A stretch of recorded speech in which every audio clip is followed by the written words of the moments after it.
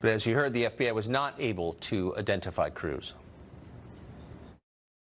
In 2017, the FBI received information about a comment made on a YouTube channel. The comment simply said, "I'm going to be a professional school shooter." No other information was included with that comment, which would indicate a time, location, or the true identity of the person who made the comment. The FBI conducted database reviews, checks, but was unable to further identify the person who actually made the comment. Ron Hosko is a former FBI assistant director here in Washington, and he joins us tonight. Ron, thanks for coming on. My pleasure. What happened here, do you think? You know, I think that at first blush, I think the FBI worked within its guidelines. The FBI is bound by a document, it's about this thick, it's known as the dialogue.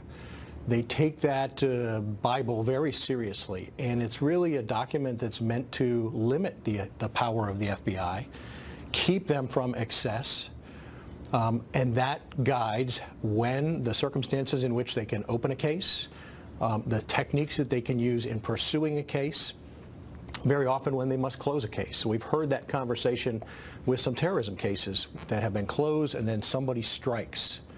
We saw it in Boston and other places around the country.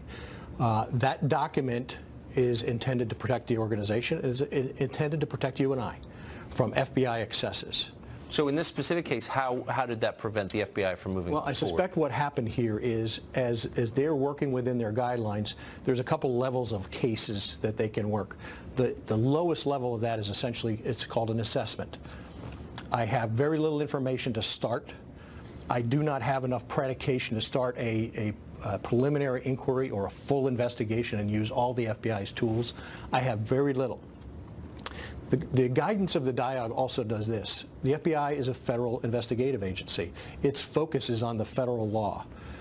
That dialogue is pointing them towards federal crimes and national security threats.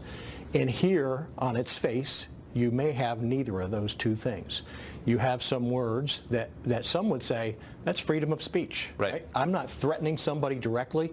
I'm just throwing up some hate supposition on the internet and walking away from it, stirring people up.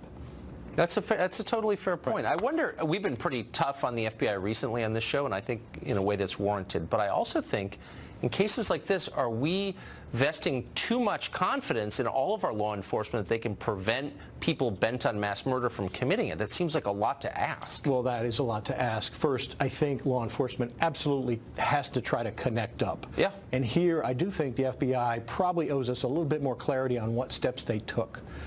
However, if I don't like something you say on this show, and I'm sitting at the FBI, and you've been critical of them recently, they don't get to start a case on Tucker. Well, that's right. And start following him, because one of those things of an authorized purpose is it can't be for protected First Amendment rights.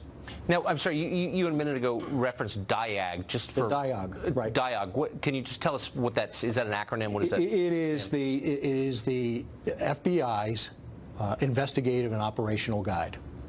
Okay, so it's the handbook. It's the handbook. It's this thick. All right.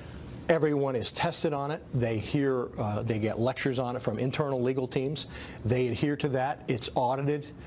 Their conduct is audited. There's somebody looking over their shoulder to say you did this right, or you were outside of the bounds on this. And First Amendment protected speech is one of those key areas that the dialogue talks about repeatedly.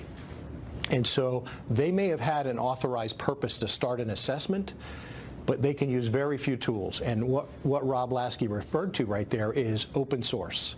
They can do database checks, other government agency database checks, or open source. And that's about it. This is not the type of case where you're going to go to the U.S. Attorney's Office and say, give me a stack of subpoenas, I'm going to start chasing. So if somebody says, I may become a professional school shooter, who knows what it means, but if he said, I'm going to shoot up this school on this date, presumably the FBI... Now you have a better starting point, right? Okay. But here, if I'm listening to those words, and I've had this experience, one of my first questions is on its face, is this prosecutable? Will the U.S. Attorney's Office take this? The answer is no. No, it is no. Yeah, it's a shame. Ron, thank you for that. My pleasure. Appreciate it.